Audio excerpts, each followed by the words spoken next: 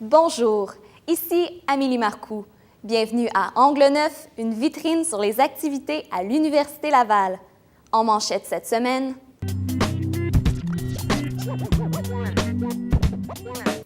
comment prévenir le suicide chez les étudiants? C'est un rôle de dépistage et de référence. La nutrition et les péchés mignons. Les jeunes adultes sont le groupe d'âge les moins sensibles aux messages d'alimentation santé. S'expatrier pour commencer dans le métier. Sur le plan de la carrière, pour l'instant, c'est beaucoup plus intéressant pour moi de rester ici. De la turbulence à l'horizon pour les étudiants travailleurs. Une fois qu'ils se sont mis disponibles, ils n'ont pas le choix, ils doivent être présents à leur travail.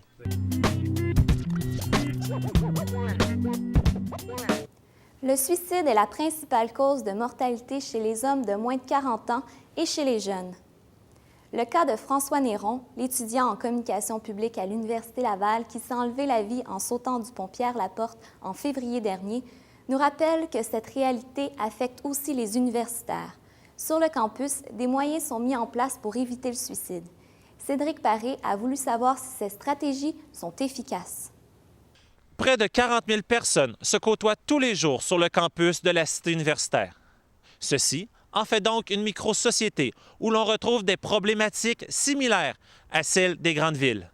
Bien que l'on ne dénombre que 2 cas de suicide sur le campus depuis 5 ans, il s'agit d'une réalité avec laquelle il faut composer.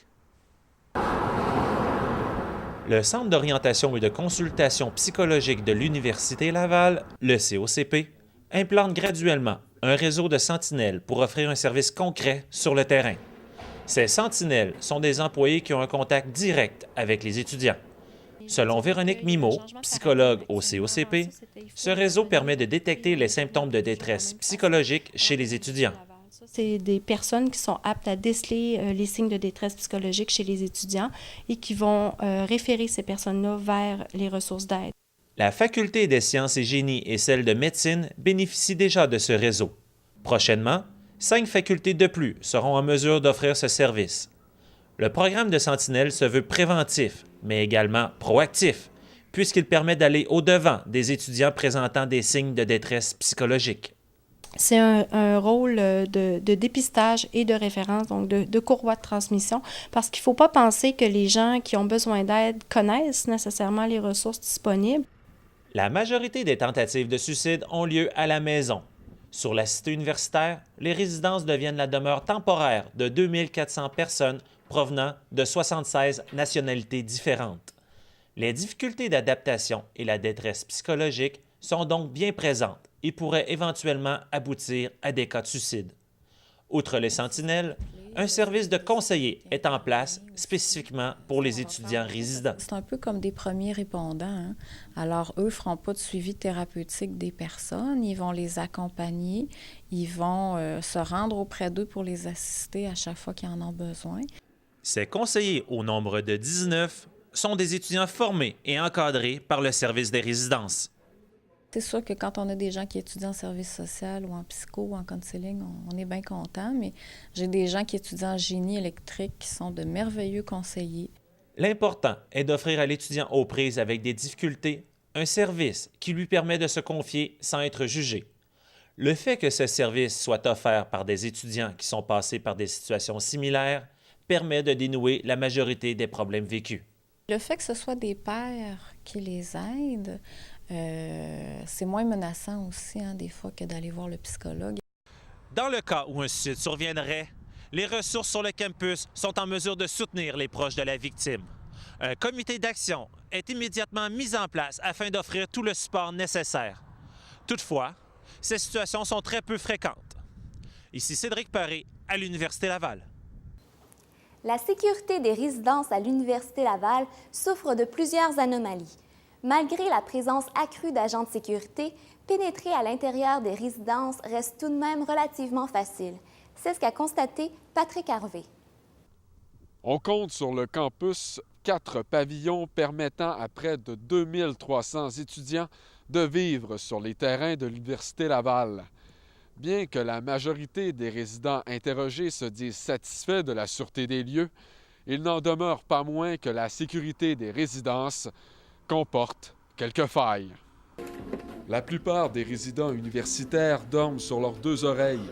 C'est du moins ce que révèlent les résultats du sondage du service de résidence pour les années 2007-2008. Près de 96 % des répondants apprécient la sécurité, tandis que 88 % d'entre eux apprécient le service offert de relations d'aide. Selon la résidente Marie-Louise Thiao, l'omniprésence des agents de sécurité assure une bonne quiétude. Elle est assez présente. On les voit beaucoup rôder, parfois, je dirais même, je ne vais pas dire envahissant, mais on se sent vraiment en sécurité parce qu'ils sont toujours là et on les voit assez souvent. Cependant, la sécurité des résidences comporte quelques imperfections. Certains résidents rencontrés ont dénoncé la facilité de pénétrer à l'intérieur. Nous avons tenté l'expérience. En quelques secondes, nous avons pu entrer facilement dans le pavillon Ernest Lemieux après 23 heures, et ce, même si les portes sont verrouillées. La grande accessibilité des pavillons d'hébergement inquiète ce résident. Moi, j'ai toujours trouvé ça un peu étrange, l'accès relativement facile aux résidences, parce qu'il y a plusieurs vols, puis il y a même des filles qui se sont faites filmer dans leur douche.